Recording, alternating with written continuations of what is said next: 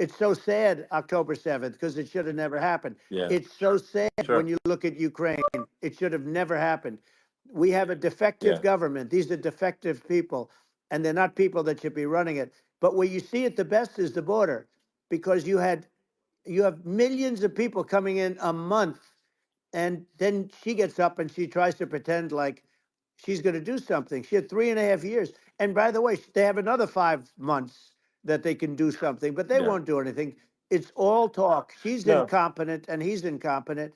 And frankly, I think that she's more incompetent than he is. And that's saying something because he's not too good. Yeah. No, I think it is essential to have a secure border. I mean, you're really not a country unless you have a Correct. secure border. And And uh, secure elections, you too. know, yeah, absolutely secure elections. And so it's just essential to have a real border, or we can't function as a country, and our service, our central services are being overwhelmed in a lot of cities. Um, and as we were talking about earlier, I think having a legal immigration process that is smooth and efficient and done well, and speaking as someone who is a legal immigrant, and I think I mean, like one way to think of it is, who do you want on your team? Um, who do you want on Team America?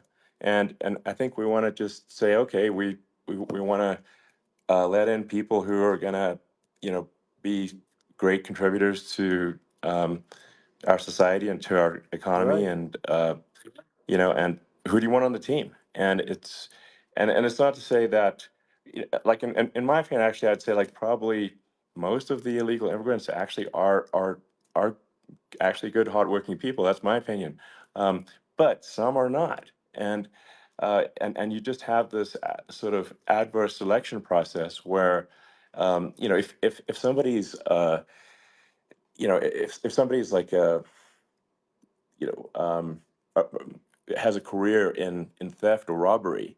I don't understand what's taken them so long to get here, because we're such a target-rich environment. Um, I mean, why aren't more people who have a career in, bad things coming here sooner? Because I mean, it's a piece of cake to go rob, houses in LA or New York, compared to other parts of the world. And in a lot of places in America, if you try to stop the person who's robbing you, you'll be arrested. Yeah. Yeah. So it's insane. It's right. I mean, what's happening with crime, and our police are so good, but they're not allowed to do their job. But I have to tell you, Elon, I They're hate not. to say because it's such a downer to say it. I hate to say it. I hate it. But f- you have a lot of people that just shouldn't be. I think it's a much bigger number than you think. They're I allowing think you're again. right. They're Yeah. allowing people from their jails. And if you were running one of these countries where they're coming from, you would have had all of them. As an example, Venezuela, their crime is down 72%. They're taking their drug dealers. They're taking, frankly, their prisoners. They're emptying out their prisons. They're taking their criminals, their murderers, their rapists, and they're Yeah. delivering them into But the. that's what Castro did. Yeah, That well, he did on a much smaller scale. yeah, It was a much smaller yeah. scale. But this is a massive scale because this is being done worldwide. But here's what's happening: crime all over the world is down. And wait till you see the numbers that we have. This is migrant crime. This is crime that's going to be. Yeah. And I saw it today in New York where somebody was knifed with raped the girlfriend of a man that stood there watching in New York in one of the shelters and started Sure. pulling out the knives, and bad things happen today. But this is happening every day. These are rough people. These are people that are in jail for Yeah. murder and all sorts of things, and they're releasing them into our country, and they're telling them, if you come back, we're going to kill you. We're going to give you the death penalty or kill you. So they don't want to come back. But these are rough people. Yeah. These are criminals that make our criminals look like nice people, and it's horrible what they're doing. And she's in charge of it because now she's trying to say she Sure. had nothing to do with it, and she's such a liar because she was called the border czar the first day, and it was on the headlines of every newspaper. She's the border czar, and she never even went there. She went to one location which had nothing to do with where the problem is. She went in and out, I Right. guess, because she was getting a lot of pressure, Yeah. but Yeah. had nothing to do where the problem Yeah. is. But she was Well. the Well. border czar, and people Yeah. Yeah. can't allow them. to get away with their disinformation campaign. Now she's trying to say that she wasn't really involved, and the whole thing is horrible. She was totally in charge. She could have shut the border down without him. He didn't know what he was doing anyway, so he wouldn't have even known Yeah, what happened. You could shut the border down; he yeah, wouldn't even know the difference. But uh, the fact is that she was border czar. But if you don't have to call her yes. that, the fact is you could just call her. She was in charge of the border, and the border was the worst Right. ever. It's simply not working. No, It's it's I mean horrible. whether it's by whether it's by whether it's a question of intention or competence. Either way, we don't have a secure border, and we have people streaming over like it looks like a World War Z zombie apocalypse at times. And sometimes you got to sort of wonder, like, is it real or not? So because you see things, you're like, is it real? So I went to the border at Eagle Pass, and I saw for myself in Texas, and I was like, okay, it's real. I'm like seeing this in real time. I actually posted the video like just live. I just flew there one day and just to see, hey, is this made up or real? And I'm just seeing people stream across the border, and I have to say, at least the people that I saw did not look friendly. So These are people people. can look at my video and say, hey, Yeah. does these people look friendly? I don't look super friendly. So These are people that um, Elon would not be the same man if he had to walk across the street and look these people in the eye. These are rough people. These are really rough people coming across. And I know rough people. And these are people that we don't want in our country. And the caravans are coming in and they're putting and who's doing this are the heads of the countries. And you would be doing yeah, it, and so would I. And everyone would say, oh, what a terrible thing to say. The fact is, it's brilliant for them because they're taking all of their bad people, really bad people. And I hate to say this, the reason the numbers are much bigger than you would think is they're also taking their non-productive people. Now, these aren't people that will kill you. We have enough of them, but these are people that are non-productive. They are just not productive. I mean, for whatever reason, they're not yeah, yeah, workers or they don't want to work or whatever. And these countries are getting rid of non-productive people in the caravans in many cases, and they're also getting rid of their murderers and their drug dealers and the people that are yeah, really brutal people. And they're coming into our country yeah, at levels that have never been seen before. And I saw an ad just before I got on the air. I'm walking over here, and I saw an ad by Kamala saying how she is going to provide border security. Where has she been for 3.5 years? For 3.5 years, yeah. No, no. we have 20 million people I poured think in. is It's a terrible Yeah, I thing. think this, frankly, I think this is a fundamental existential issue for the United States. And if we have another 4 more years of open borders, and it's going to be even worse with another 4 more years, it's going to be even worse than it's been for the past, 3.5 years. I'm not sure we've got a country You don't have left a country at that left. point. Elon, if they get in, you will have 50 to 60 million people from all over the world, not South America only. We think of South America, we think of Honduras and El Salvador, Guatemala, and Mexico, the four. But it's not that. It's everywhere. They're coming in from Yeah, everywhere. And I had to stay in yeah, I think Mexico. this is a super important Yeah. point. Like people, it's like basically when I went down there, I was like, well, where are people from? It's like almost no one was from Mexico. To be No, clear, Mexico it's less, it's just it's just less it's than just the the others. border. It's just the border with Mexico. But the people coming in, it's Earth, the rest of Earth, and America is only about 4 or 5% of the population of Earth.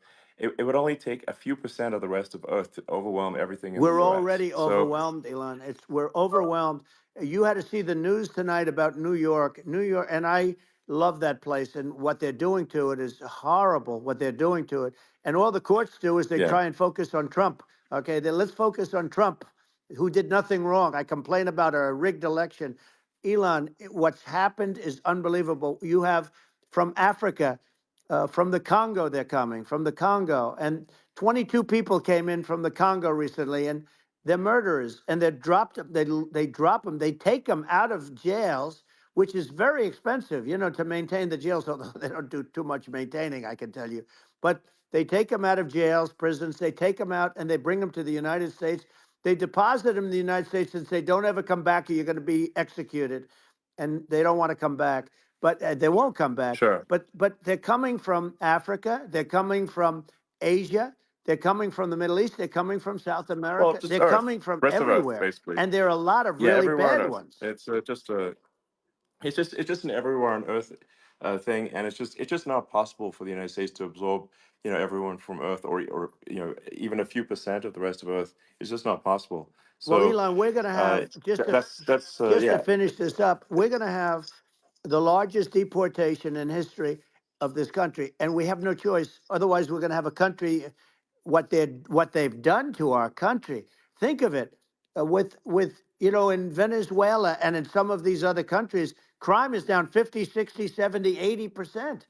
And you would be the same. You would have. Yeah, I'll yeah, tell you what, Venezuela has not gotten rid of all of them. They've gotten rid of about 70% of their really bad people. Their jails are about 50% uh, put into the United States. Same with other countries. Some sure. are at 30%, some are at 50%. They're all different.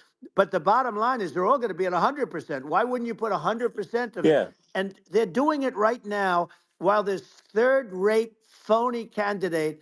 Don't forget, I beat Biden. He failed in the debate miserably. And, some people said, oh, gee, it's too bad. It's too bad he did so badly, or I did well in the debate. The first night they said, wow. One of the people at CNN said that was the greatest debate performance I've ever witnessed. And then 2 days later, they didn't talk about that. They just said he was bad. But that's okay. That's the way I get treated. And I don't mind that at all. What I can tell you is this: we cannot have a Democrat. We cannot have her. She's incompetent. She's as bad as Biden in a it's different. Look, yeah. she hasn't done an I mean, interview since this yeah, whole scam started. well, And say what you want. This yeah, was a coup. This was a coup of a president of the United States. He didn't want to leave, and they said we can do it the nice yeah. way or we can do it the No, hard way. yeah. Not, I mean, they just took him out back behind the shed and basically shot him. What they did Biden. with this guy, So and I'm no yeah. fan of his, and he was a horrible president, the worst president in history. And one of the reasons he was so bad, first of all, the Israeli attack would have never happened. Russia would never have attacked Ukraine, and we'd have no inflation. And we wouldn't have had the Afghanistan mess, if you think of it, Well, and we wouldn't have had yeah. Afghanistan. But we think of it, Well, yeah. you take a few of those events away, and we have a different world. We would also Well, have no, no no, you're yeah. inflation was caused by oil. Yeah, no, no. I think you're making an excellent point here, which is that when other countries can, that are, are thinking about invading or doing bad things, when they're thinking about that, they're thinking about, okay, what's the American president going to do, and do they fear the American president, or is there someone they do not respect or and do not fear? And I think they would they rightfully be. I mean, look at that the footage of the assassination. They're like, okay, uh, President Trump is like, don't mess with me. I mean, that's like, whereas I think people are not going to be, and they obviously have not been at all intimidated by Biden, and they certainly will not be intimidated by Kamala. And you have to really think of that in the context of global security. That if the American president is someone that, like, evil dictators are scared of, that makes a huge difference to the security of the world. So I had a good relationship with Putin, despite the Russia hoax that lasted for over 2 years. Just a hoax created by Hillary Clinton and Adam Shifty Schiff, some just bad people, just sick people, frankly. I mean, Schiff is a sick person. He's going to end up probably being a senator. It's hard to believe. The whole thing is hard to believe. But, they put our country in danger with that stuff, too. They actually, when they make up stories, and you have to fight your way out of it for a long time. But I know Putin very well. I got along with him very well. He respected me, and it's just one of those things. And we would talk a lot about Ukraine. It was the apple of his eye. But I said, don't ever do it. Don't ever do it. I shut down Nord Stream 2. That was the big oil pipeline, the biggest, I think, the biggest pipeline in the world going all over Europe. I shut it down. Biden came, and then they say, Yeah, I loved Russia. I was a friend of Putin, and I loved Russia. No, he actually said to me one time, he said, if you're my friend, I'd hate to see you as an enemy. I shut down his pipeline, the biggest pipeline. They were looking at that to yeah, fund, and this pathetic president gets in there, and the first thing he did, one of the early things he did, is he shut down Keystone XL pipeline, which is our pipeline that would have employed 48,000 people, pipeline workers, shuts it down. That was, a massive job that Obama refused to allow. Yeah. I allowed it in my first week because it was jobs and it moved oil. And by the way, in a much more environmentally friendly way. It's underground. It's not a truck that catches on fire or a train that catches on fire. But think of it. He shut down the uh, XL pipeline, the Keystone XL pipeline. He Yeah. shuts that down and he approves the Russian pipeline, Yeah, it doesn't make any right? sense. It's like it's inconsistent. Um, certainly but I mean, I think it's just worth emphasizing, to listeners the immense importance of whether the United States president is intimidating or not intimidating, and how much that matters to global security, because there's some real tough characters out there, and if they don't think the American president is tough, they will do what they want to I do, know every one of and them. it puts the whole Yeah. world in danger. Elon, I know every one It's of a them, big and I know deal. them well. I know Yeah, Putin. I know President Xi. I know Kim Jong Un of North Korea. I know every one of them. And let me tell you, people will say, "Oh, this is terrible." He said, "I'm not saying anything good or bad. They're at the top of their game. They're tough. They're smart. They're vicious, and they're going to protect their country. Whether they love their country, they probably do. It's just a different form of love, but they're going to protect their country. But these are yeah, tough people at the top of their game. And when they see a Kamala or when they see Biden, Sleepy Joe, they can't even yeah, believe it. They can't believe this happened. All the stuff that you're seeing now, all the horror that you look at Israel, they're all waiting for an attack from Iran. Iran would not be attacking, believe me. When I was there, and I say it with respect because I think we would have been good with Iran. I don't want to do anything bad to Iran, but they knew not to mess around. Iran was broke because I told China, if you buy from Iran oil, it's all about the oil. That's where the money is. But if you buy oil from Iran, you're not going to do any business with the United States. And I meant it. And they said, we'll yeah, pass. yeah. They didn't buy oil. Other countries, likewise, Sure. you want to buy, you're not doing business with the United States. And they were at a point where they had no money for Hamas, they had no money for Hezbollah, they had no money for any of these instruments of terror. And it was amazing. In fact, there were articles when I was leaving, which is hard to believe, actually, especially when you look at what's happened to our country. Our country is so bad right now. It's such a different place. We were respected. Think of it. 4 years ago, we were so respected to a point where when I said don't buy oil, they didn't buy oil, but they had no Yeah, money, yeah, and Israel would have never been attacked. Zero chance. And again, I said to Vladimir Putin, I said, don't do it. You can't do it, Vladimir. You do it, it's going to be a bad day. You cannot do it. And I told him things that what I do, and he said, no way. And I said, way. And it's the last time we ever had the conversation. He would never have done. I got along well with him. I hope to get along well with him again. Getting along well with them is a good thing, not a bad thing. I got along well with Kim yeah, Jong Un when I met with President Obama just before entering. It's a sort of a ritual. And I sat down with him and we talked. It was supposed to be for a very short period of time. It turned out to be a long period of time. I said, "What's the biggest problem?" He said, "North Korea." I had that problem worked out very quickly. It was nasty at the beginning with Rocket Man and all the different things, yeah. but all of a sudden I Those got a some those call. those some Oh, those were some epic tweets, by the way. yeah, they Those were were no, like they were epic. absolutely. Everything he said that he has a red button on his desk. I said, I have a red button on my desk too, but my red button is much bigger, and my red button works. And then I called him Little Yeah. Rocket Man of Little Rocket Man. Anyway, here's the bottom line. All of a sudden I got a call from him and they said they want to meet. They want to meet me. And we met, Yeah, as you remember, we met in Singapore. We met also in Vietnam. And I got along with them great. We were yeah. in no danger. But Yeah. President Obama, It's President because Obama thought they we were going respond. to end up in Yeah, a nuclear war with him. And let me tell you, he's yeah. got a It's not lot of true. nuclear Yeah, stuff too. He's exactly. got plenty of nuclear. It's He can do plenty of damage. it's So, yes. I mean, it's because I mean, people like Kim Jong Un. They respond to yeah. strength, not weakness. Well, And he and I got it. if you He and I project had a good strength, they relationship. you're good. Remember, I Yeah. remember I met him and we walked onto his land. Nobody ever walked onto his land before.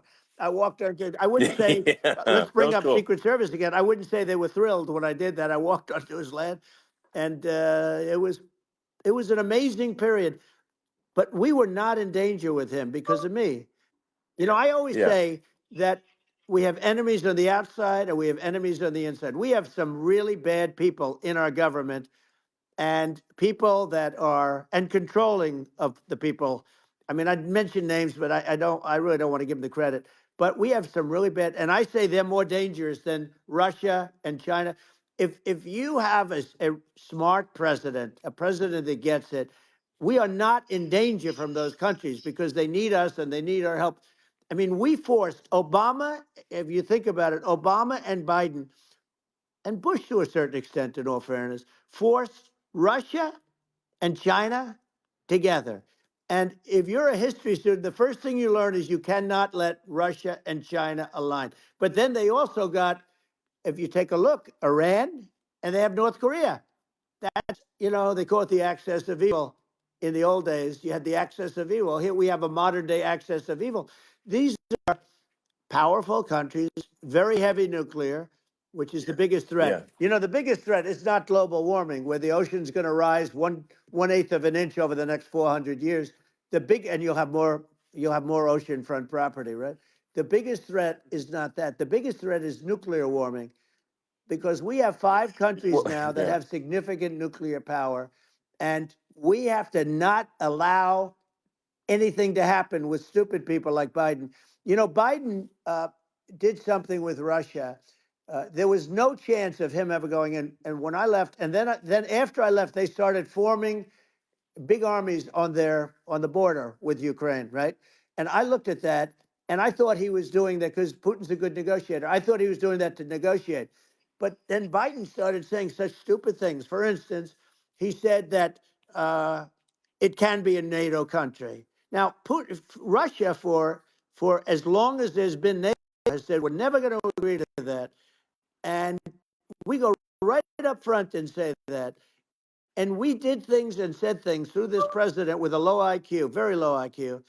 He had a low IQ 30 years ago, by the way, but now he might not even have a IQ at all. There's nothing on the board that goes this low. He said things that were so stupid that war had zero chance of happening if I were there. Zero chance. He was saying Yeah. everything the opposite. And it's so sad because many more people have been killed in Ukraine than you read about. You don't read about how bloody it is and how disaster. Hey, Sure. look, just in the two armies, you lost 500,000 people, and Yeah. uh, and Ukraine's It's having a hard time. Ukraine, I don't know if you saw yeah. the article recently, and it's true. You don't hear the true story, but if you think about it, Russia's gone. Russia defeated Germany with us, and they defeated Napoleon. They've been around a long time. They're a big fighting Yeah. force, Sure. Of and it's course. very unfair. And Ukraine now doesn't have enough men. They're now using young men and very old men to fight, and we're in a very bad position. And I'm not going to blame exclusively, but I can tell you I could have stopped that, and a smart president could have stopped that. It wouldn't have happened. But we had a Yeah. man that actually made it. It made it more prevalent. It was so bad. The words that he was using, the stupid threats coming from a stupid face that he was using. I said, this guy's going to cause us a war. He's going to cause us. And let me tell you, Yeah. it can Yeah. lead to World War III. That can lead to World War III. The Middle East can lead to. We have numerous places that could end up in a Yeah. World War III right now for no reason No, whatsoever.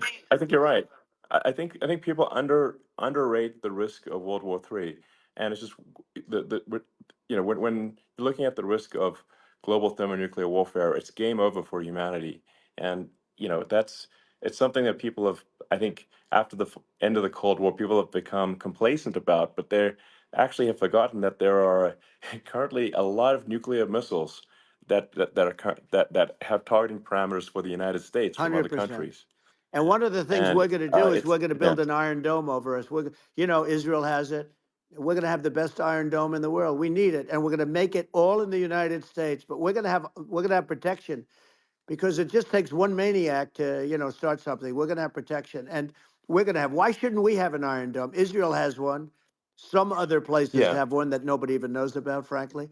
But Israel has it. We're going to have an iron dome. But with all of that being said, to me, that's so important, the most important. But with all of that being said, the election's coming up, and the people want to hear about the economy and the fact that they Absolutely, sure. can't buy groceries because they don't have enough money to buy groceries. The inflation has killed them. Food prices are up 50, 60, even 100% in some cases. And this stupid administration allowed this to happen. And it's a shame. And that's the thing that people most care about, in my opinion. They care about the border a lot.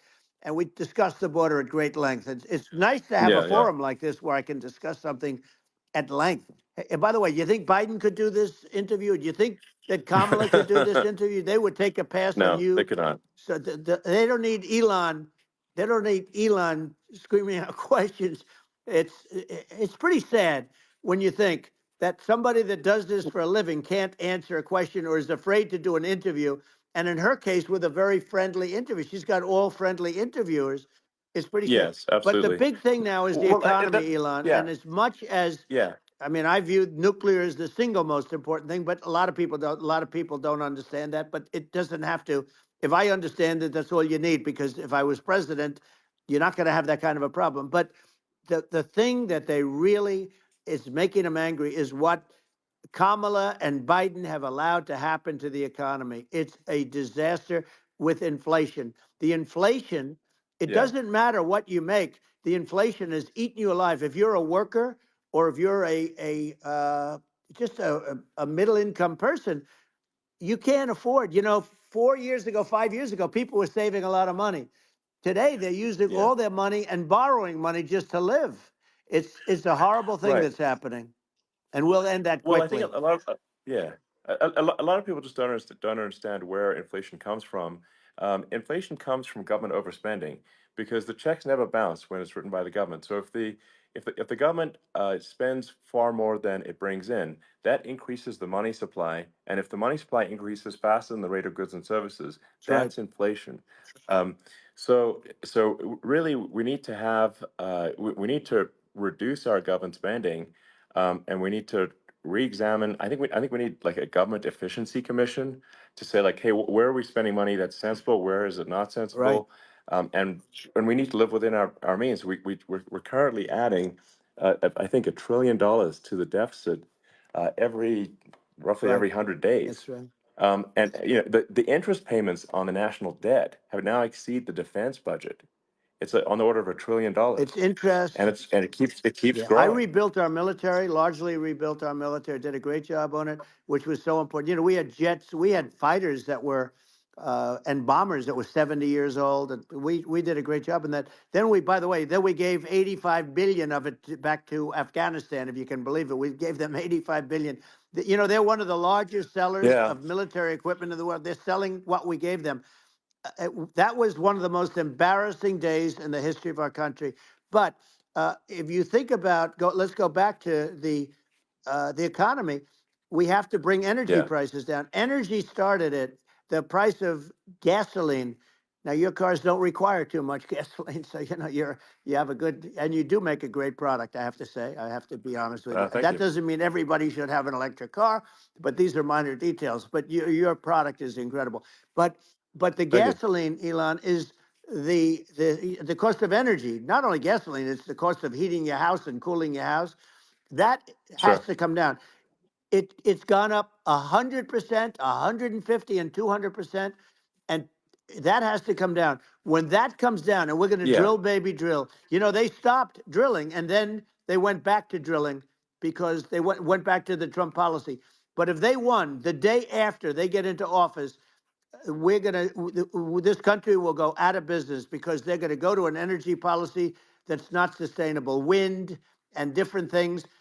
You're not going to have anything. Yeah. And I know you're a big fan of the AI, and I have to say Yeah. that AI, and this is shocking to me, but AI requires twice the energy that the country already produces for everything.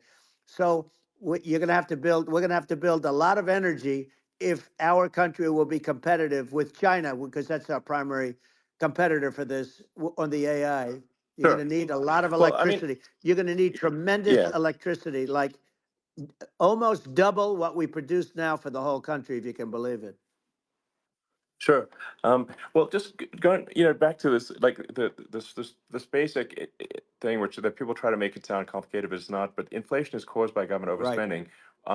Would you agree that we need to take a look at government Yes. spending and have perhaps a government efficiency commission that just tries to make the spending sensible and so the country lives within its means, just like a The person does. waste is incredible, and nobody It negotiates is. prices. You used to have a lot of people making jets, and you end up with two companies, and they'll probably try and merge at some point. I mean, I went through it like Air Force, just a thing like Air Force One. One of the first documents they asked me to sign, a general walks in, sir, would you please sign this document? And what is it? Air Force One. That's with Boeing, which is basically two planes, two 747s, and the price was Yeah. $5.7 billion for two planes. Now they're Wow. highly sophisticated. That's They're insane. even nicer than your plane, okay? But much more sophisticated. They're very. I won't say what's on it, but they got a lot of stuff on it. Anyway, but it's Sure. 5.7. I That's a crazy it's a number. crazy number, but I said I'm not going to pay 5.7. I'm not going to do it. I said, who made the deal? Obama and his people. I said, well, then I know the deal's no good. I'm not going to do it. And over a course of about 4 weeks, by my saying I'm not going to do it, I got the price reduced by $1.6 billion for the exact same plane. Other than we had a nicer paint job, if you want to know the truth. But for the exact same plane, I saved one. And I said to Boeing, man, you guys must make a lot of money if you can reduce the price by that.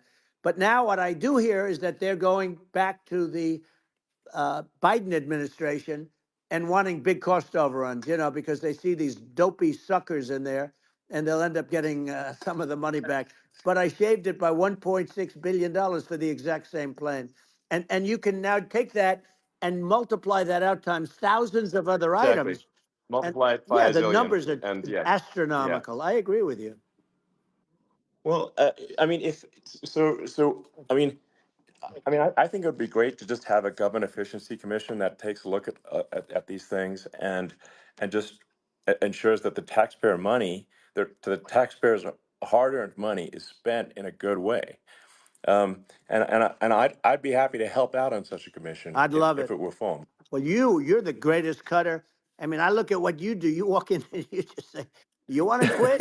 They go on Yeah. strike. I won't mention the name of the company, but they go on strike, and you say, "That's okay. You're all gone. You're all gone." So every one of you is gone, and you are the greatest. You would be very good. Oh, you would love it. But if you look at Argentina. Well, I'd be happy to Yeah, by help the way, out. congratulations. I Yeah. just looked at the number of people that are listening to you and I chat. We'll call it a chat. But Yeah. congratulations. This is very good. I mean, it's great. And you're an interesting character. The new head of a place called Argentina, and he's a big, Malay's awesome. he's great. And Yeah. he's a big MAGA fan, that he ran on MAGA. And he took it to an extreme too. He ran on MAGA, and I hear he's doing really a terrific job. It's called Make Argentina Great Again. It worked out perfectly. He came in, he bought a lot of hats, he brought everything, but he's doing a big job. He really cut. And I'm hearing Yeah. they're starting to do pretty well. Inflation's getting down. They had like Yes, exactly. 2,000%. And they had inflation like not normal inflation. They had the real deal. But we're going to Yeah. have that pretty soon. We have. I think we Yeah. have the worst inflation we've had in 100 years. They say it's 48 years. I don't believe it. I think we have the worst. They Yeah. don't include a lot of the items that should be included. You know. Yeah. Well, it's just from government overspending and not spending taxpayer money Yeah, effectively, and having just like so many departments you can't even name them all. And what Malay is doing is he's cutting government spending. He's simplifying things. He's having putting in regulations that make sense, and I and we're Argentina overnight is experiencing a giant improvement that's in right. prosperity. But it's also a lesson for the United States, which is that um, Argentina used to be one of the most prosperous countries in the world. Um, That's right. in the like in the 30s, 40s, and because of bad government policy, it ruined the country. And if you take Venezuela, for example, Venezuela should be incredibly prosperous. They have phenomenal reserves of everything, oil, everything, and it should be prosperous. But if the government's wrong, it impoverishes the people, and so I think we should not be complacent in the United States and thinking that and taking our prosperity for granted, because if with bad government policy we can run the country into the ground, and that's just something people should bear in mind. Don't take prosperity for granted. Well, think of education. So we're ranked at the bottom of every list of the top 40. We're ranked number 40, number 38. Uh, Norway, Switzerland, Sweden, different countries are ranked good. Actually, China's pretty close to the top. They're a top 6 or 7, but we're ranked at the bottom, almost at the bottom, 38, 39, 40. In other words, horrible. And yet we spend more per pupil than any other country in the world. So we spend more. And what I'm going to do, one of the first acts, and this is where I need an Elon Musk, I need somebody that has a lot of strength and courage and smarts. I want to close up Department of Education, move education back to the states, Yeah, where states like Iowa, where states like Idaho, not every state will do great, because states that basically aren't doing good now. You look at Gavin Newsom, the governor of California. He he's terrible. He does a terrible job. So he's not going to do great with education. But of the yeah, 50, I would bet that 35 would do great, and 15 of yeah, them, or 20 of them will be as good as Norway. Norway is considered great. Uh, you can name them. I mean, they're so good. Some of yeah. these countries are so good. But if you go into some of these really well-run states, we have states that don't know what debt is. We have states that have low taxes, no debt, everybody working. They're really well run, Sure. and maybe they have certain advantages in terms of location, in terms of the land, or the sun, and the water, and the whole thing. There are a lot of advantages that some people have. But if you moved education back to the 50, you'll have some that won't do well, but they'll actually be forced to do better, because it'll be a pretty bad situation. But Yeah. if you think Well, about it, yeah, you'll have some yeah, of yeah, these states. I'll bet you'd have 30, 35 states. It'll be much better. And you know what it'll cost? Less than yeah, half what it is in Washington. And yeah. these people don't care Well, about the yeah. students in these, faraway states. And it'd Well, be unbelievable. yeah. I think you're making a good point in that if the states have to if each individual if each state has to compete against other states, then people will That's naturally right. move to states where it's better. Well, like Um, California, as we said, it's a badly run state. I could go through. I got so many friends that are in those states, even if they're Democrats. I hate to mention certain states, but Illinois is badly run with Pritzker. He's a real loser. But yeah. but some of these places are just badly run. But it's almost going to force them to run better, and they won't do a good at initially. But you're not going to do worse than you're doing right now. And I would say that Yeah. the cost, you would cut your cost by 50 or 60%. And you'd have a little Yeah. Yeah. monitor. You want to make sure they're teaching English as an example. Give us a Yeah. little English, right? Sure, yeah. Right? No, but I mean, to what some of these governors are doing so badly. I mean, they got so many people moving out of their state. They should get U-Haul Salesman of the Year award because they're driving so much U-Haul It's sales. actually Because just amazing. people moving out, Isn't it amazing to you as a businessman that they can even survive? Like Illinois, so many people are leaving, and you wonder, how do they survive? I mean, how do they survive? Uh, I saw where you left California and you moved to Texas. Texas does a great job. But, I Yeah, mean, I just wonder, how do these states survive when big businesses, a big oil company just left California, as you know, and they moved to Texas. How do these big states survive when they lose so many businesses and their taxes are already really high? The taxes are among the highest yeah. taxes. You almost wonder, how do they continue on? And in many cases, the governors don't do a good job, and they're crime-ridden places. You wonder, how do they continue to just go on? It's Well, not a good I think there's. situation. I mean, I think the only thing that's going to force some of these states to change is if they risk bankruptcy and they're not getting bailed out by the federal Right, government. right. Well, you're That's gonna that's you're the gonna only thing have that's going to that. get them to change. You remember the Yeah, area in California where they had that, where I guess somebody had sticky fingers and they stole a lot of money, and they went into a form of chapter. and it was very Yeah, nasty for yeah. a period of time. But now it's probably the most popular place in all of California. So at some point, something like that may have to happen. But the problem is, you can't penalize people that loan money to the state when you have incompetent people like a Pritzker. Look, the family didn't want him in the family business, and then he ends up being governor of Illinois. So what is he going to be? Is he going to be a great governor? And you have people. I could name every one of them. I got to know every one of Yep. these, and some are very good, and some are just horrible.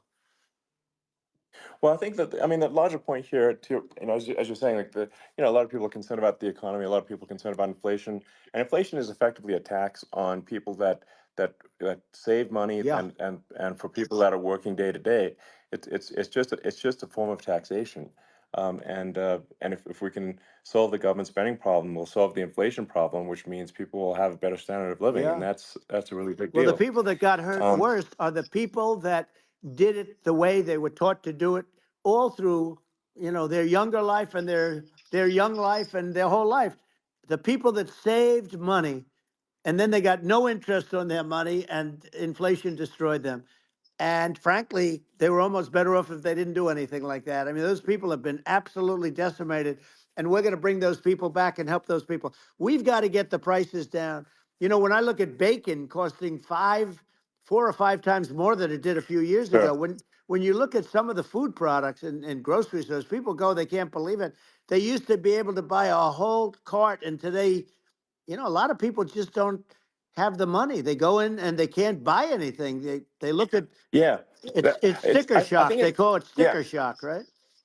I think it really just comes, like I said, I think it just comes down to really, I guess, two things, which is that if you solve government overspending, you solve inflation, which improves living Right. standards of the average person, and then if you deregulate, like have sensible regulations, so because a lot of the regulations are nonsensical and cause the cost to be extreme for no reason, but unless you've got effective deregulation. Like Reagan did a great job on deregulation in the 80s, but it's been 40 years since we had That's right. anyone really. I mean, during your administration, we made some progress, but I think uh, there's an opportunity to make, I think, radical progress with sensible regulation.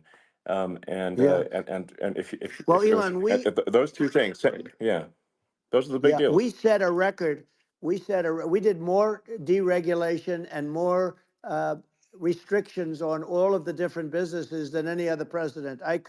Remember, I had the rule for everyone we put in, you have to get rid of 10 or 12. And we did Yes, radical cuts on all of that, and a lot of that's being put back by this administration. And we did radical cuts on things that weren't necessary. But we were all set. We had the best economy ever, maybe in the world. And then what happened is COVID came in, and we had to focus on that, and nobody knew what it was. And I always say I got good marks on economy, good marks on military. We knocked out ISIS. We did so many different things. We rebuilt. But, I never got the credit that we really deserved on what we did with COVID. We never got the credit. But if had that not happened, a gift from China, from Wuhan, came in from Wuhan, the Wuhan labs, and I always said it, and it turned out to be right. But yeah, had that not happened, we were set to start reducing debt. We were going to reduce taxes further. I gave the largest tax cuts, and we were going to reduce taxes still further for middle income people, not only businesses. But we did it for sure, businesses because they're the ones that's why we had the great job numbers. But we were set to really start reducing debt. And, we're sitting on the biggest pile of liquid gold anywhere in the world, bigger than Saudi Arabia, bigger than Russia. And we were going to drill, and we were going to make so much money. We were going to supply Europe with oil. I had stopped the Russian pipeline, and we were going to supply them with oil and gas. We were going to make a fortune. And then the COVID came in, and we really had to divert. Then what happened is when they came in, we kept a lot of businesses alive. If I didn't do what we did, we would have had a 1929 type depression. But the problem is when Biden came in, he got trillions of dollars and just started spending it stupidly. You didn't need it anymore. We got over that bad period where everybody was dying and feeling, it was just not a good period. Interestingly, during his administration, Many more people died during his administration of COVID than during my administration, and we really got the brunt of it. But people don't realize more people died during his administration than ours. But it diverted us from doing what I wanted to do. But we had the greatest for almost 3 years. We had the Yeah, great, and you know that probably better than anybody. So many of your friends said to me, the best years we've ever had in business were during the Trump years, and also said that uh, African American, Hispanic American were so incredible. They were having the best Asian American women, men, young people without a diploma, young people that graduated from the best colleges, from MIT, from the Wharton School, from all of the great colleges, Harvard. They were doing better, and people without a diploma were doing better, and everybody was happy. And then COVID came, and sure. we had the problem is they spent trillions and trillions of dollars. They wasted. They shouldn't have taken any money, and we wouldn't be having inflation right now, which is killing our country. Yeah, yeah. Yeah, and absolutely. I mean, I should probably say something about like maybe my views on climate change Yeah, and oil and gas, because I think I'm probably different from what most people would assume, because my views are actually pretty, I think, moderate in this regard, which is that I don't think we should vilify the oil and gas industry and the people that have worked very hard in those industries to provide the necessary energy to support the economy. And if we were to stop using oil and gas right now, we would all be starving, and the economy would collapse. So it's I don't think it's right to sort of vilify the oil and gas industry, and I the world has a certain demand for oil and gas, and it's probably better if the United States provides that than some other sure. countries, and it would help with prosperity in the U.S. And at the same time, obviously, my view is like we do over time want to move to a sustainable energy economy, because eventually you do run out of. I mean, you run out of oil and gas. It's not there for. It's not infinite. Um, and there is some risk. I think it's not the risk is not as high as a lot of people say it is with respect to global warming. But I think if you just keep increasing the parts per million in the atmosphere long enough, eventually it actually simply gets uncomfortable to breathe. People don't realize this. If you go past 1,000 parts per million of CO2, you start getting headaches and nausea. And so we're now in the sort of 400 range. We're adding, I think, about roughly 2 parts per million per year.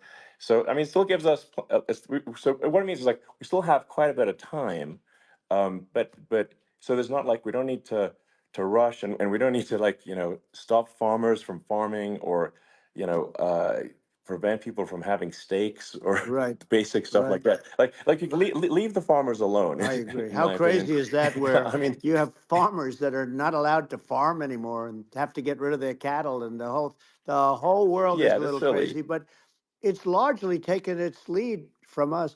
I do say though, I've heard in terms of the fossil fuel, because even to create your electric car and create the electricity needed for the electric car. Fossil fuel is what really creates that at the generating plants. And, so you sort of can't get away from it at this moment. I mean, someday you might be able to, but I do hear we have anywhere from 100 to 500 years left.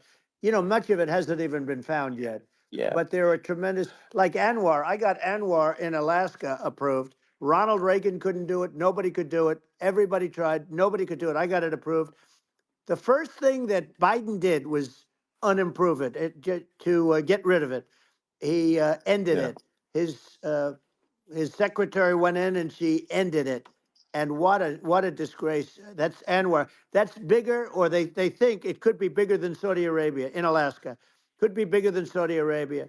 But they went in and they terminated it. And I'll get it going very quickly, because not only is it big for Alaska, I mean, you talk about economic development, that for the United States, I mean, that is, they say bigger than Saudi Arabia or the same size, and pure, yeah. really good stuff.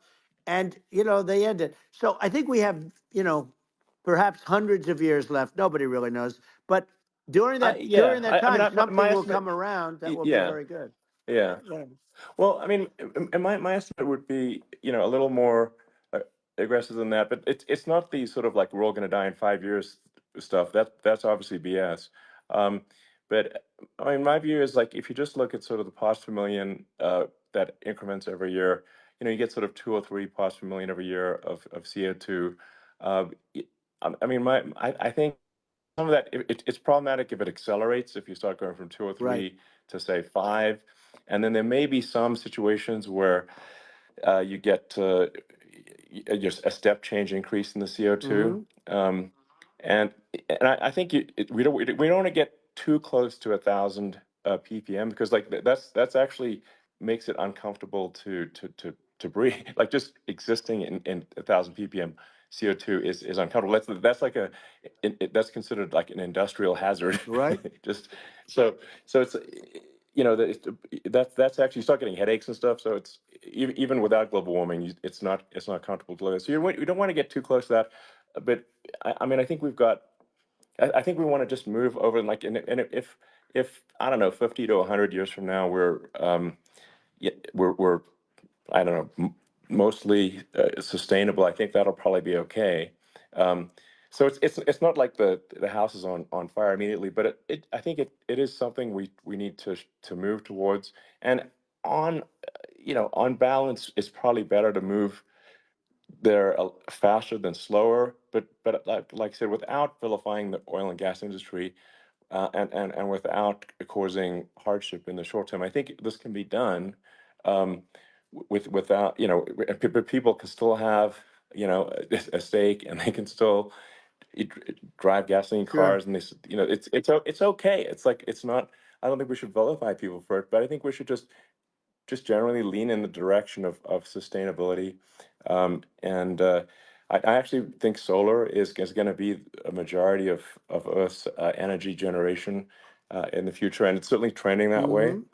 Mm-hmm. And so you get the solar power, combine that with batteries, so because obviously the sun doesn't shine at night, and then you use that to charge the electric cars, and you have a long-term sustainable solution. And that's what Tesla is trying to move things towards, and I think we've made a lot of progress in that regard. But when you look at our cars, we don't believe that environmentalism, that caring about the environment should mean that you have to suffer. So we make sure that our cars are beautiful, that they drive well, that they're fast, they're sexy. I mean, they're cool. In fact, literally, I made this sexy joke: Model S, Model 3, Model X, and Y spells out sexy. It's probably the most expensive joke out Right. there. Um, but I don't know, I like cheesy humor, so, um, but I'm a big fan of like, let's have an inspiring future, and Yeah. let's work towards, a better future, and we can do so without demonizing Right. people. I'm okay. You know, It's very interesting. You use the word global warming, and today they use the word climate change because you have some places that go up, and so they were getting themselves in a little trouble with the word global warming because not every place is warming. Some places are going the opposite direction. But I'm sort of waiting for you to come up with solar panels on the roofs of your cars and on the trunks of the cars, and it just seems like something that at some point you will come up with. I'm sure you'll be the first, but it would seem that a solar panel on the roofs, on flat surfaces, on certain surfaces might be good, yeah, at least in certain areas of the country where you have the world sure, where you have the sun. But I would think, and I have no idea because that's not my world, but I would think that this would be something that would be interesting. But the one thing that I don't understand is that people talk about global warming or they talk about climate change, but they never talk about nuclear warming. And to me, sure, that's an immediate problem because you have, as I said, 5 countries where you have major nuclear, and probably some others are getting there, and that's very dangerous. That's where you need a strong American president because you don't want to have this proliferation. But you have 5 countries and getting more. China is much less than us right now, but they're going to catch us sooner than people think. They're way lower. Russia and us are number one, and I mean, we're sort of tied. And China is far behind, but they're developing at a level that you're not surprised to hear very fast. They'll end up catching up, maybe even yeah, surpassing. But to me, the biggest yeah, problem is not climate change. It's not, and everything's a problem, but it's degrees. To me, the big problem is the nuclear power. The power of nuclear is so great. And when I talk Yeah, yeah. about Nuclear power is underrated. It's I'll awesome. prevent World War Yeah. III, Oh, I will. But the okay. truth is that you have to, because this is no longer army tanks going back and forth and shooting at each other. This is Yeah. a level of destruction and power that nobody's ever seen before. Yeah, and actually, there's the bad side of nuclear, which is a nuclear war, very bad side. But there's also, I think, nuclear electricity generation is Absolutely, you're underrated, right.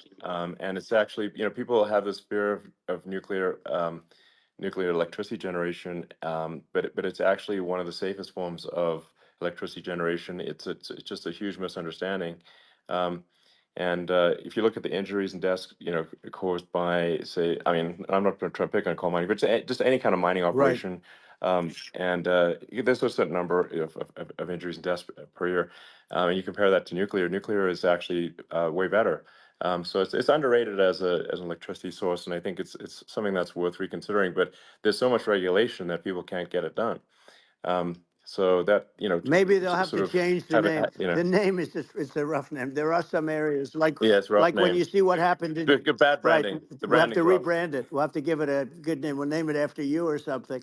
You know, No, no, I it don't has think a, so. hey, it has a branding problem. You know, when you see what happened in, It does have a branding problem. when you see what happened in Japan, where they say you won't be able to go on the land for about 3,000 years. Did you ever see that? And in Russia, where they had the problem, where they, there's a lot of bad things happened, and they have a problem. And they say that in 2,000 years, people will start to occupy the land again. You realize it's pretty bad, No, that's not true. but you're Well, no, right no, about it. It's amazing. it's actually not that bad. So like after Fukushima happened in Japan, like people were asking me in California, are we worried about like a nuclear cloud coming from Japan? I'm like, no, that's crazy. It's actually, it's not even dangerous in Fukushima. I actually flew there and ate locally grown vegetables on TV to prove it. Um, and and I donated a solar water treatment, yeah, a solar powered system for a water treatment plant, and Yeah, but you haven't because the been danger feeling is so just well lately, and I'm worried about no, it. no, but I mean, I'm it's just only kidding. it's I'm only fine, kidding. it's like Hiroshima and Nagasaki were bombed, but now they're like full cities again. So Right. it's Well, that's clearly great. not That's great. something that That's um, great. so it's not as scary as people think, basically. But Yeah. um, let's see. I mean, are there some other topics we should touch on? Oh, like lawfare. I think Well, we need to be eh, concerned about. what they've done to Um, this country. obviously, Yeah. yeah. Well, we just won the big I mean, case in Florida.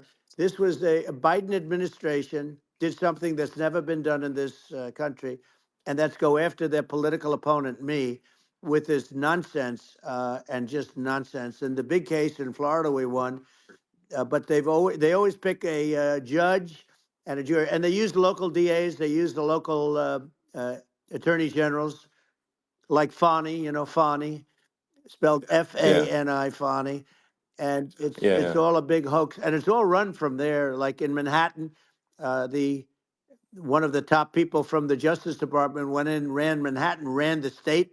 The Letitia James deal was run by a person from the Department of Justice, Biden. They've never done this before, sure, and they set up a very bad precedent. It's called lawfare, warfare.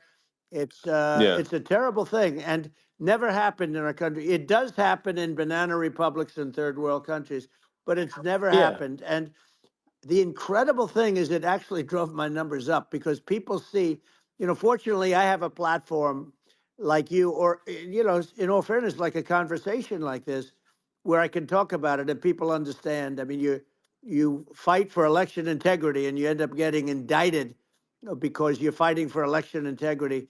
And when the day comes that you can't fight for election integrity, you don't have a country anymore. So what yeah, happens is they went after their political opponent, me.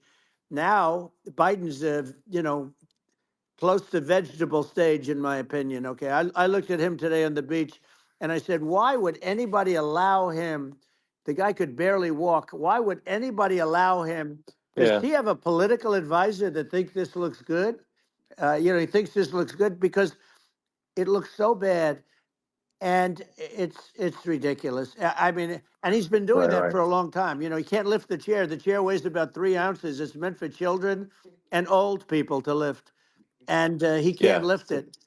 The whole thing is Well, crazy. he's clearly not, I mean, he's clearly like, we just don't have a president right You now. don't That's have a just obviously the president, and case. she's going to be worse than him Um, because she is a San Francisco liberal who destroyed San Francisco, and then as Attorney General, she destroyed California.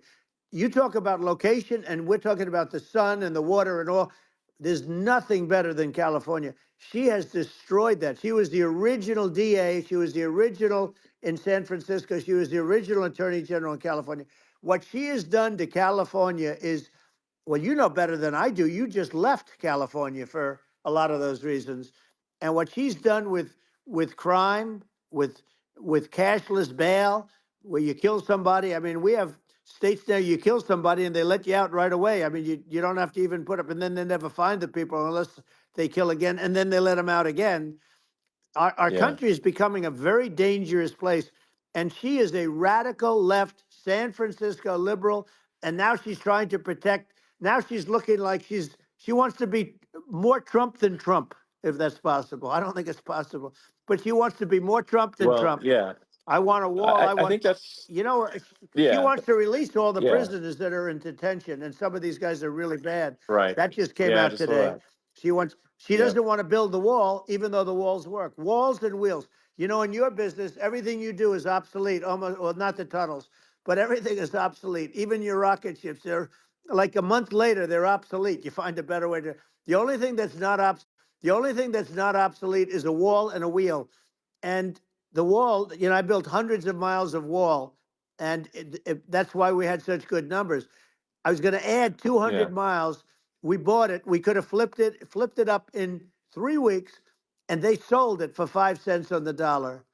That meant I said, "Wow, that means that they actually do want to have open borders."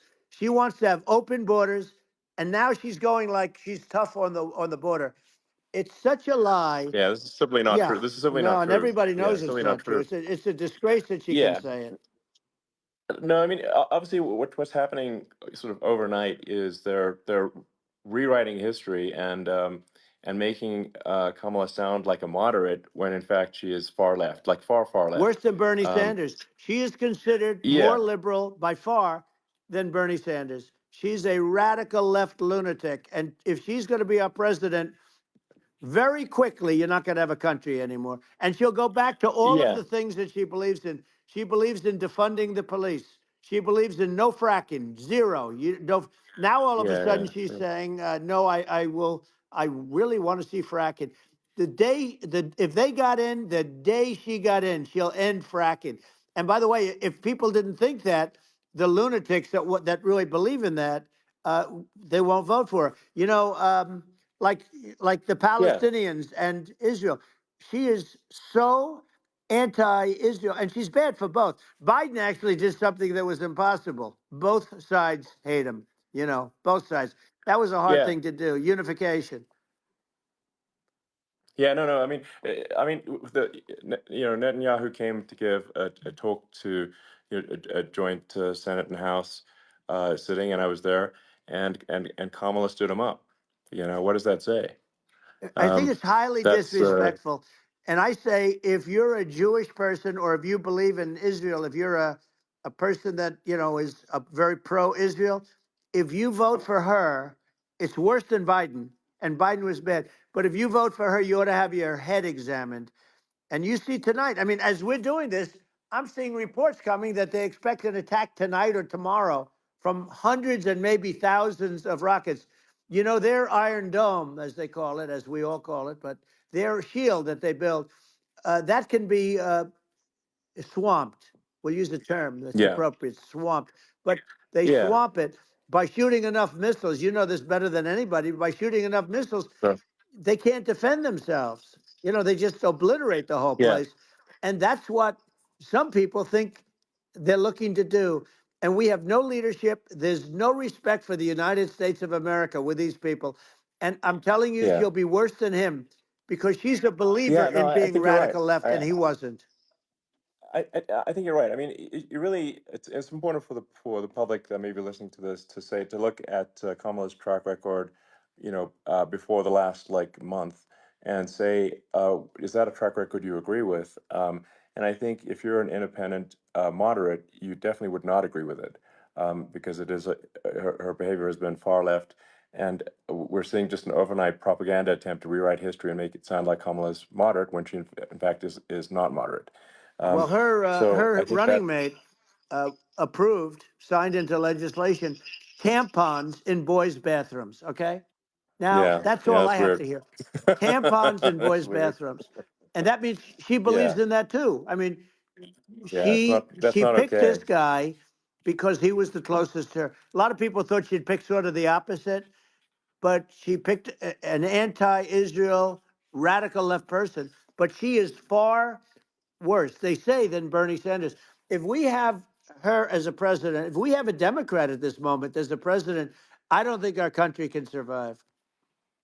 I think it's a massive. I think we're in massive trouble, frankly, with the Kamala administration, and that's my honest opinion. Um, and uh, and I think really it's essential that you win for the good of the country for this election. And I mean that's I'm just stating my opinion. Now you know you may have seen this, but I got a letter from the EU Commission like saying to not have disinformation on the during this discussion that we're having, and there's a lot of attempts to do censorship and to force censorship even on Americans from other countries, and um, what do you think about that? Well, I know the European Union very well. They take great advantage of the United States in trade, as you know. We, through a different forum, NATO, we protect them, and yet, if you build a car in the United States, you can't sell it in Europe. You just can't sell it. It's impossible. The same thing with our farmers. Our farmers find it very difficult to do business. You know, we have a deficit with them of $250 billion, which people don't know. It sounds so nice, the European Union, but let me tell you, they're not as tough as China, but they're bad. And I let them know it, and that's probably why they notified you. No, they don't treat our country well. We defend them, you know, with Ukraine. So we're in for 250 billion, and they're in for about 71 billion, and they have the same size. It's if you add up the European nations that in terms of an economy, it's about the same size. When you say as us, and they're in, Yeah, and they're in much greater risk. They they're right there. We have an ocean separating us from, in this case, the enemy would be Russia. It used to be for the yeah, Soviet Union, but let's assume they're close enough. And what happens is uh, they're in for 70 something million. I think even less than that, billion, and we're in for about 250 billion, and it could be a lot higher than that. And I say, why aren't you going to equalize? Why aren't they paying what we're paying? And they're in much more, it's much more important for them because of the fact that, they're right near there. I mean, they're all sort of in that location. We're not. But yeah, they should, and I did it with NATO. There were only 7 countries that were paid up in NATO out of 28 at the time. And the United States yeah, was subsidizing. yeah, The United States was subsidizing NATO, tremendously subsidizing NATO. And I went yeah, in and I said, you yeah. got to pay up. If you don't pay up, we're not going to defend you any longer. I took a lot of heat, but you know what happened? Billions and billions of dollars came flowing in, and Yeah, I think a lot of the public isn't aware of the fact that the United States pays a disproportionate share of the NATO expenses, and then we get even though taken advantage of on trade. So think yeah, about it. well, I mean, the point of NATO is defending Europe, and it's it's like then okay, well, why is the United States paying disproportionately more to defend Europe than Europe? That doesn't make sense. That's unfair, and that is an appropriate thing to address. Well, Um, when you talk about so cost cutting and savings and everything else, I mean, honestly, look, there's nobody that feels worse about the Ukraine situation than I do because I know it would have never happened. I know Zelensky. He was very honorable to me because when they went with the Russia hoax and they said I had a phone call with him, he said it was a perfect phone call. It was a great phone call. He could have grandstanded and, said, oh, he was very threatening. He said, no, it was a very nice phone call. I called him up to congratulate him on his win, and you end up getting impeached because these people are yeah, yeah, lunatics. I was talking about the difference from the people within and the enemies on the outside. in many cases, the people from within are more dangerous for our country than the Russias and the Chinas. If you have a smart president, you're not going to have a problem with them. You're going to do things. Yeah, Now they've taken advantage yeah, of us absolutely. incredibly, but you're going to do things with the right person. Yeah, well, I think it's obvious that you're a believer and an advocate of free speech because during your first term as president, you were attacked relentlessly every day, often very unfairly with with false attacks, and you didn't try to shut down the media, you didn't try to uh, inhibit their freedom of speech, and I think that says a lot. Well, the good thing is that you and I have, and some people, very few, we can get the word out. Although sometimes it's hard because they don't want to print it. Like we're having a great conversation right now. Kamala wouldn't have this conversation. She can't because she's not No. smart. She's not a smart person, by the way. She can't have this conversation. And Biden, we don't even have to talk about it. I mean, he couldn't have this conversation. He would have given up on the first half of a question. He would have walked out. He would have said, "Where am I? Where am I going?" So anyway, but Yeah, no, he wouldn't have this. that's true. Not a lot of people would have this conversation, but we cover a lot of territory. But the beauty is that we can have a conversation, and Yes, you can I'm actually able have a to get it out conversation. without because I get treated unfairly This by is a the really press. big point. You can actually have a conversation with you, Yeah, it's nice, isn't it? and you can't have a conversation with Biden or Kamala. It's like not.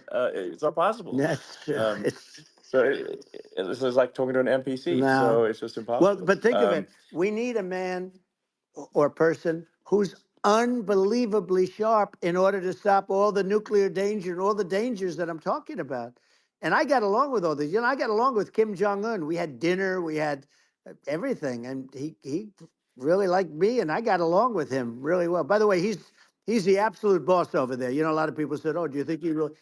That's for Let me sure. tell you, I saw things that you don't want to know about. He is the boss. But we had a good relationship, and he doesn't like Biden. He considers him a stupid man. He said he's a stupid man. Well, at least he speaks his mind. But in this country, you're not sort of allowed to say it, but I guess you are. You should be allowed to say it if Yeah, it's true. But we need smart people, and we need people that have an ability to lead. And she doesn't have that ability. Can you imagine? Now, yeah. Chairman Xi very well. Can you imagine her and him negotiating, or No, it's even silly. It would be standing silly. together? It is, the whole Yeah. concept is ridiculous. She is terrible. She's terrible. But she's getting a free ride. I It saw a would. picture of her Yeah, yeah, on Time Magazine today. She looks like the most beautiful actress ever to live. It was a drawing, and yeah, actually, yeah. she looked very much like our great first lady, Melania. She looked, she looked, didn't look, Yeah. she didn't look like Camilla. That's right. But of course, she's a beautiful woman, so we'll leave it at that, right?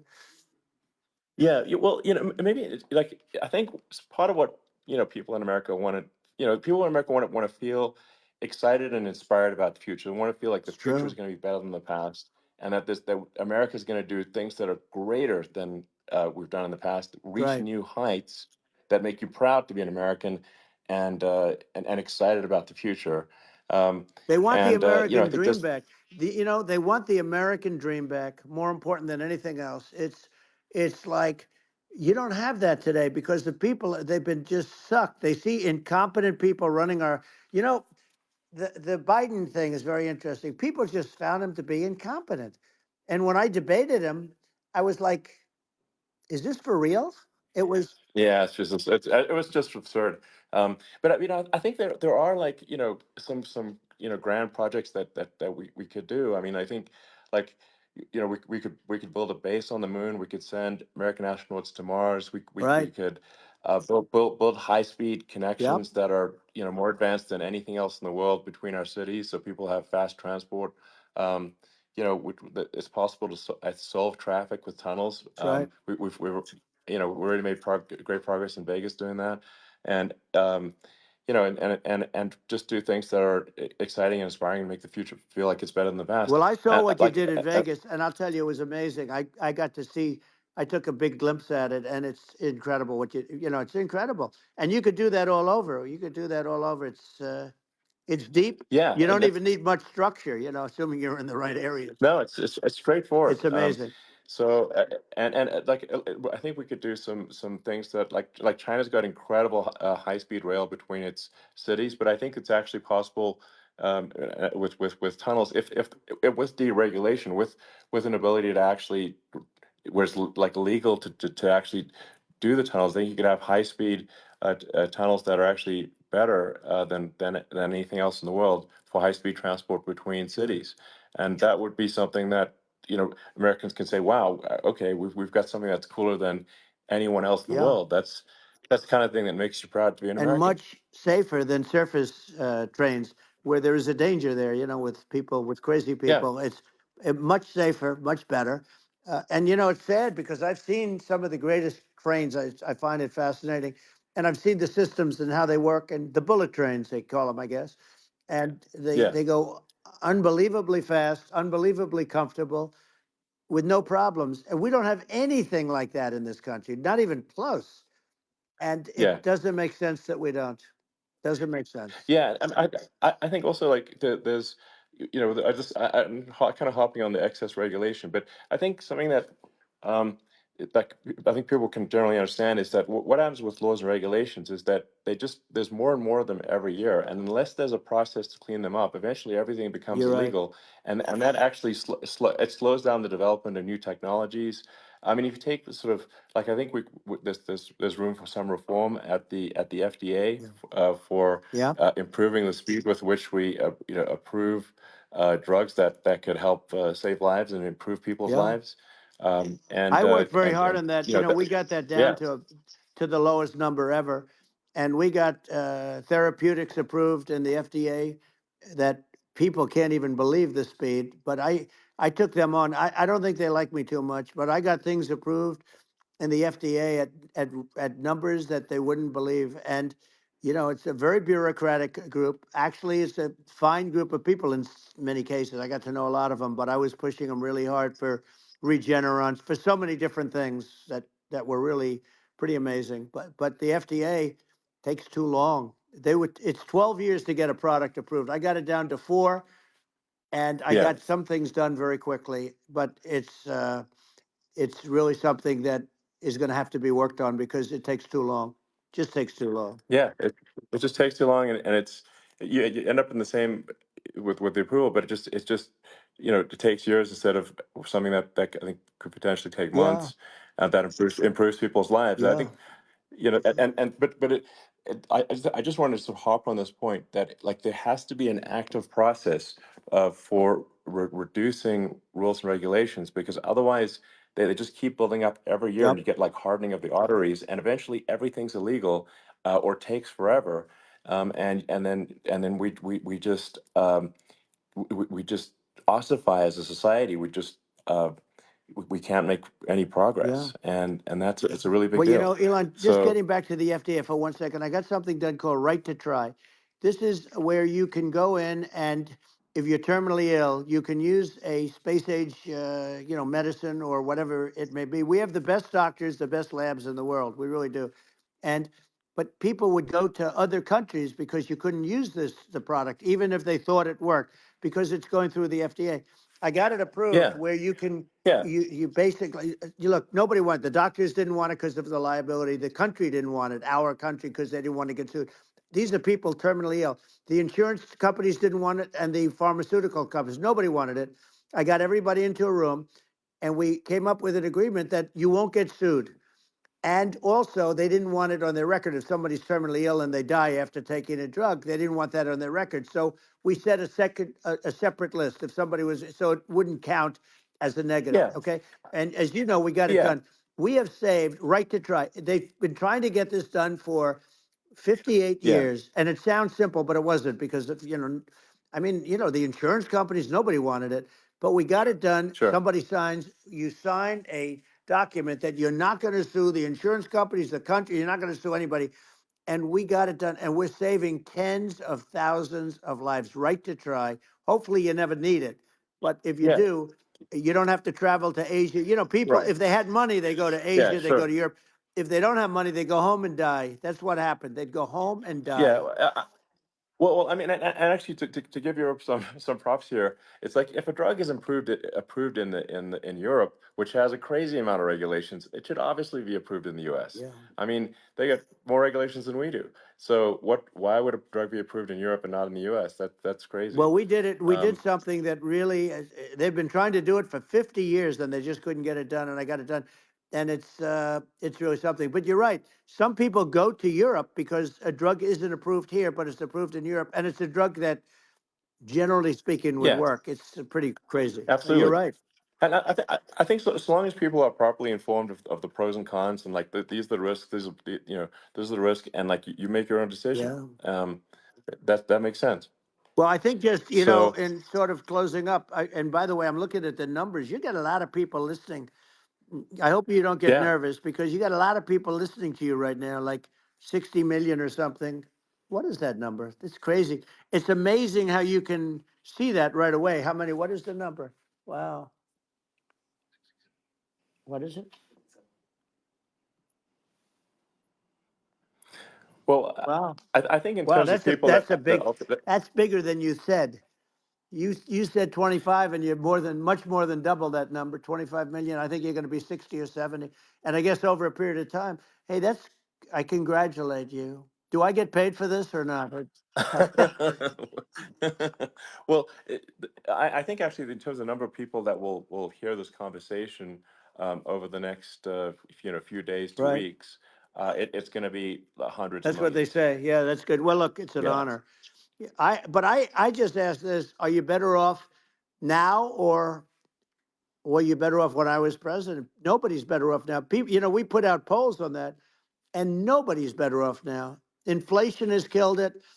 And they also feel very unsafe. You look at what's going on with a lot of different things. You look at the riots we had at the Yeah. colleges over, I mean, it's ridiculous, but Right. all of the riots, they just feel unsafe.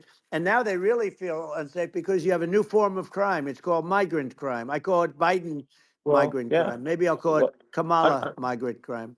But I mean, with all these things, I always try to get to the ground truth by just asking people. And my mom lives in New York, and I was like, Mom, do you know, have you any of your friends, been attacked or assaulted? And she said, yeah, three of her friends in three it's separate crazy. incidents were assaulted just in recent months, just walking around the streets of New York. And I said, well, did what happened to the people that assaulted them? Oh, nothing. They got away. Like, and they just They know that always get away. nothing's going. And they don't even they don't even bother reporting it because there's not they know that they're not going to people are not going to get prosecuted. They just let violent criminals out in New York The only one with that gets zero bail. prosecuted is Donald Trump. They don't get, they prosecute Trump. Yeah, I mean it's just obviously messed Oh, up it's terrible. if violent criminals are being getting off scot Yep. free, and meanwhile the New York spending massive resources prosecuting you, and it's like what's this and I think the sort of sensible public looks at this and says what the heck's going on here? This is obviously abuse of the legal system.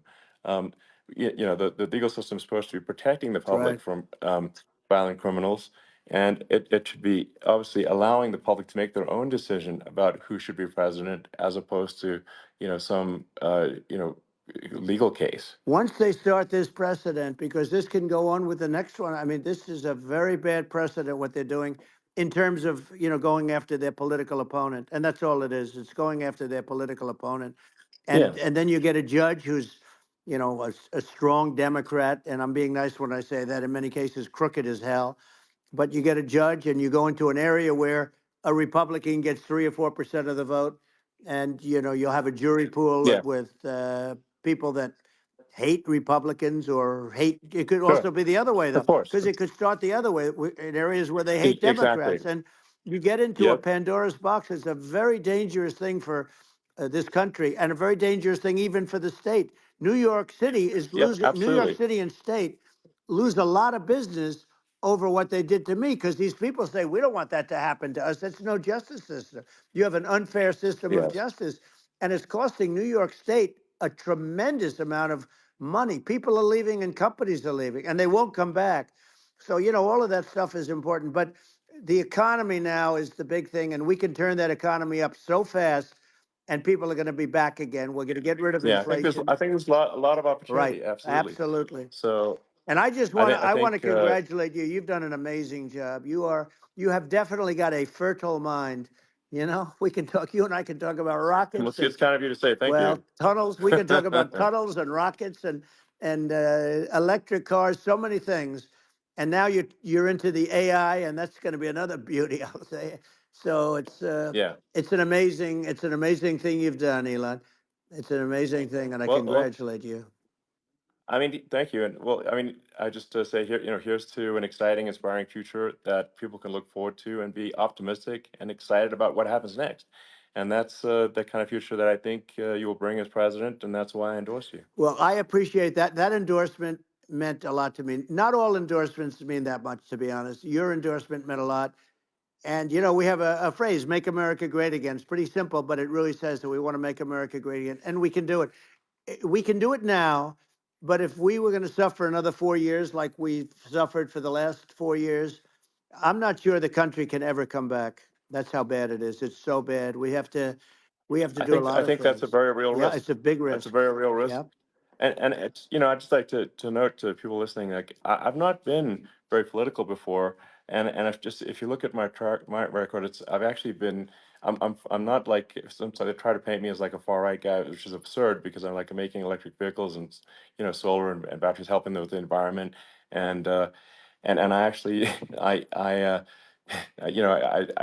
supported Obama. I stood in line for 6 hours to shake Obama's hand when he was running for president, and so it's not like I'm like some sort of dyed in the wool long term Republican. I'd call myself uh, historically a moderate Democrat, and but now I feel like we're really at a critical juncture for the country, and uh, I think a lot of people thought the Biden administration would be a moderate administration, but it's not, and obviously we're just going to see an even further left uh, administration with Kamala. That's my honest opinion. I mean, her dad is literally. I mean, she was brought up as an actual. Her dad is a Marxist economist. You can Google it. I mean, it's not a. We're not making this up. That's how she was brought up. So.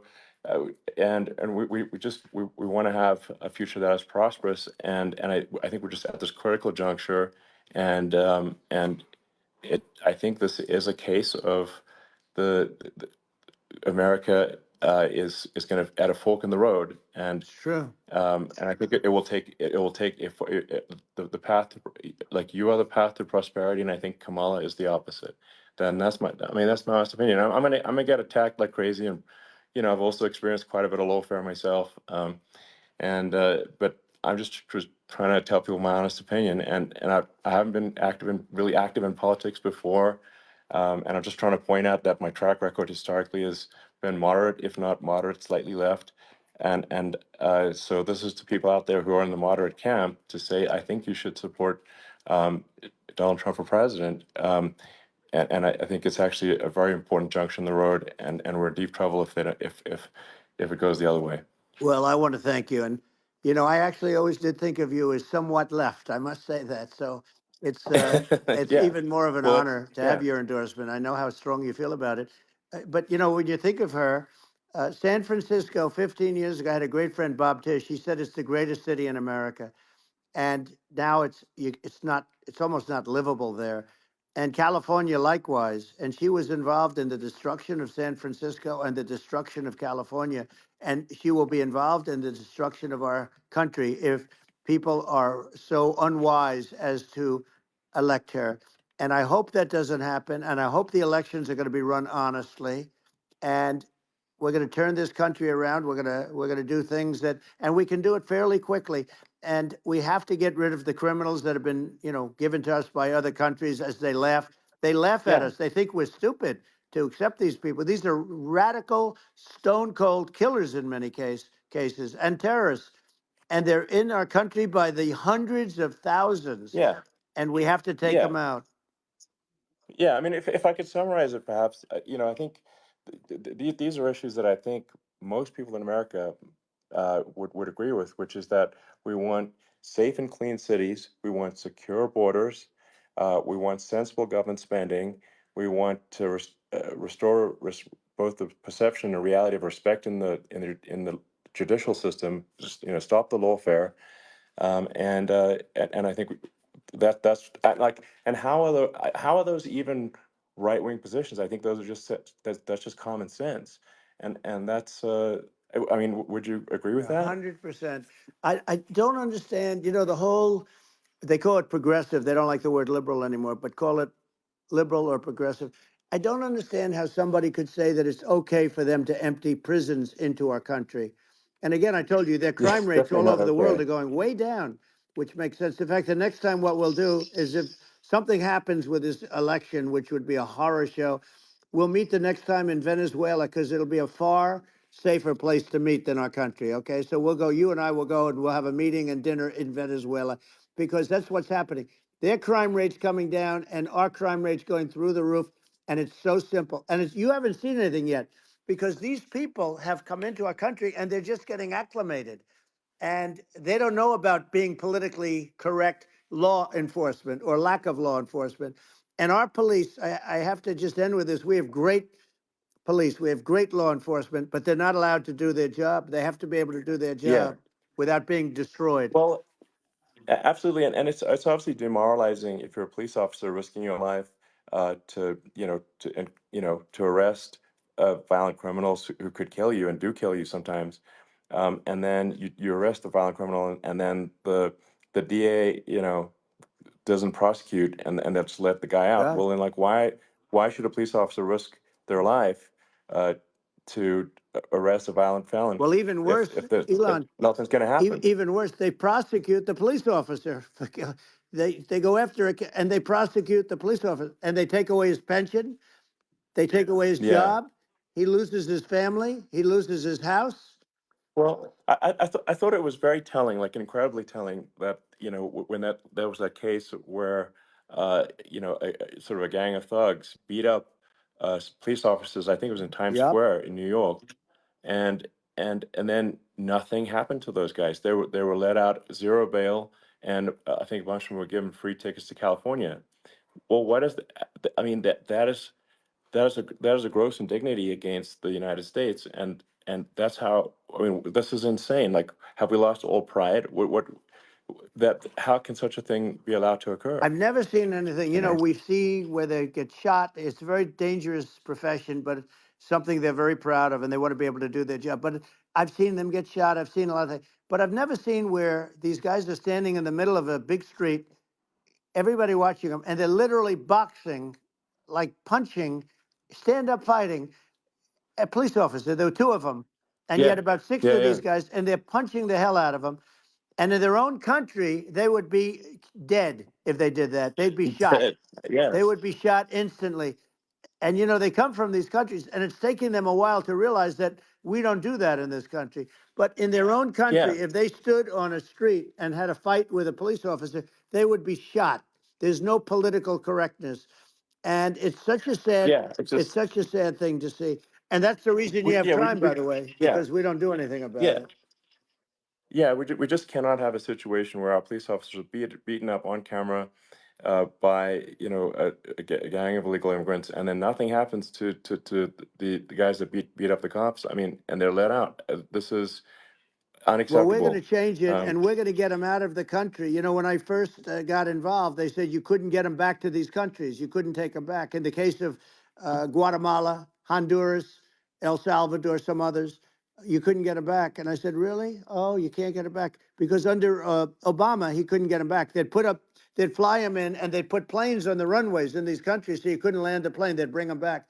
And the generals told me, sir, we can't bring them back. The countries won't accept MS-13 gang members. They won't accept them.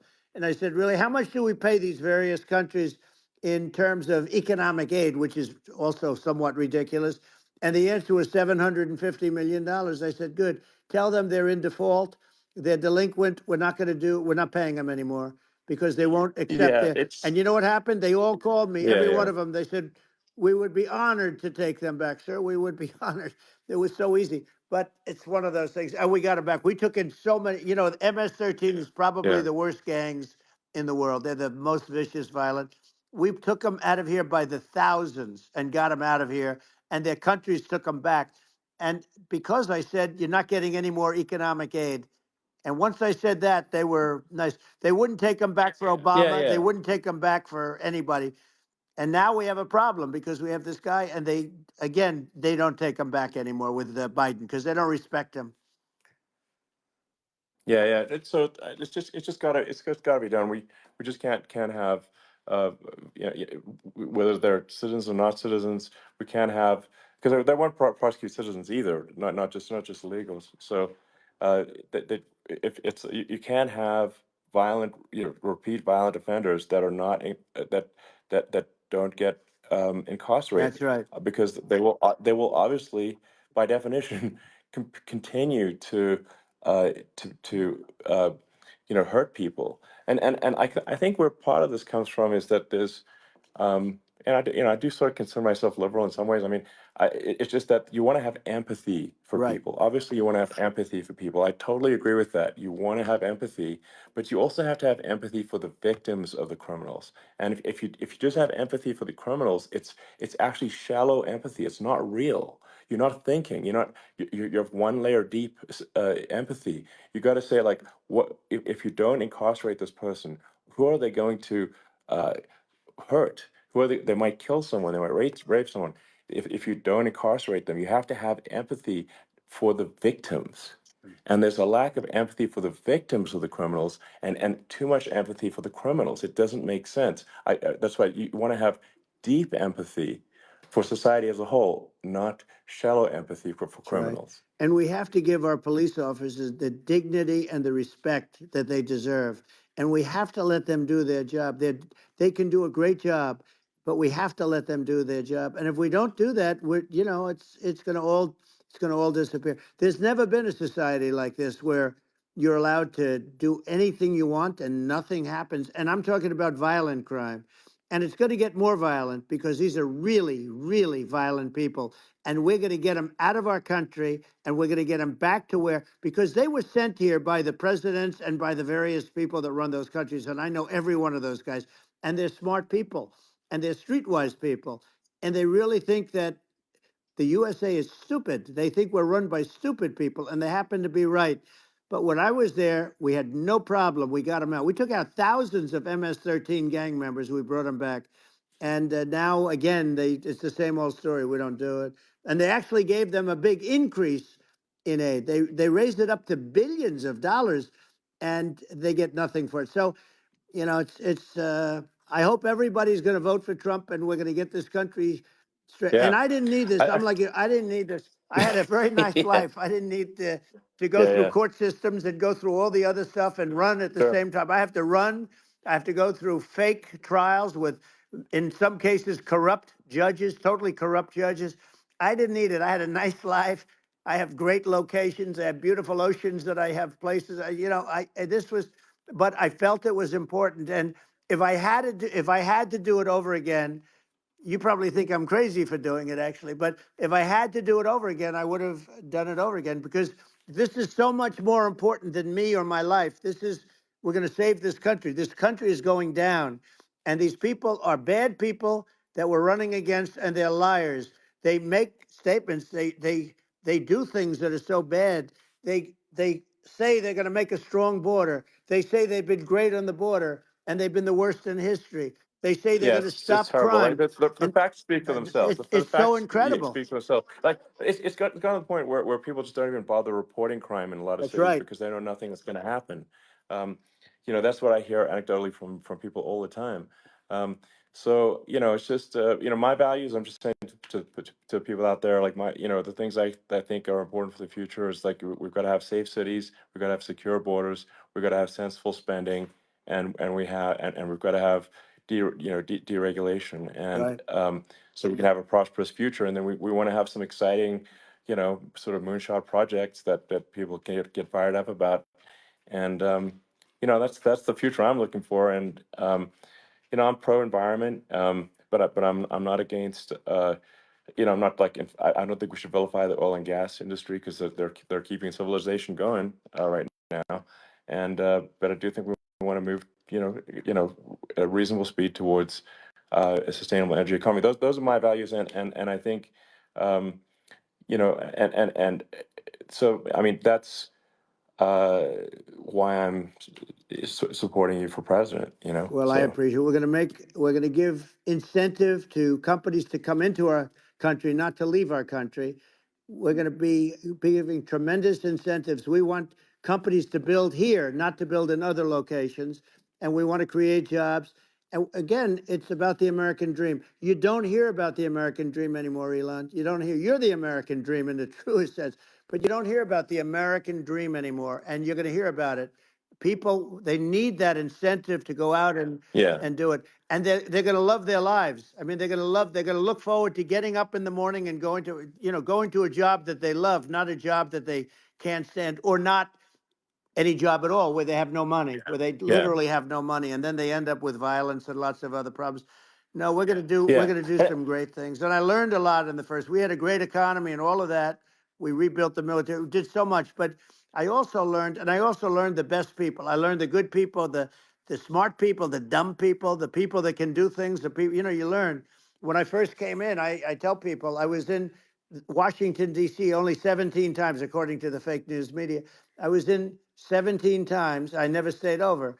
And you don't know people. You rely on other people to give you names, and then you realize the people you relied on weren't so good. Now, we had great people, but we also had some where I wouldn't have, used them had I known. Now I yeah. know everybody.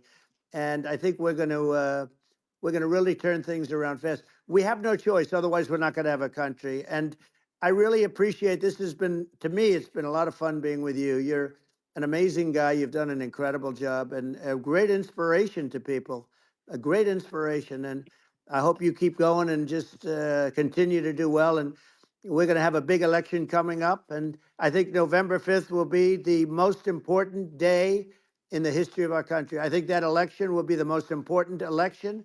And I think it'll end up being maybe the most important day in the history of our country, because if Yeah. we don't win, I just feel so sorry for everybody.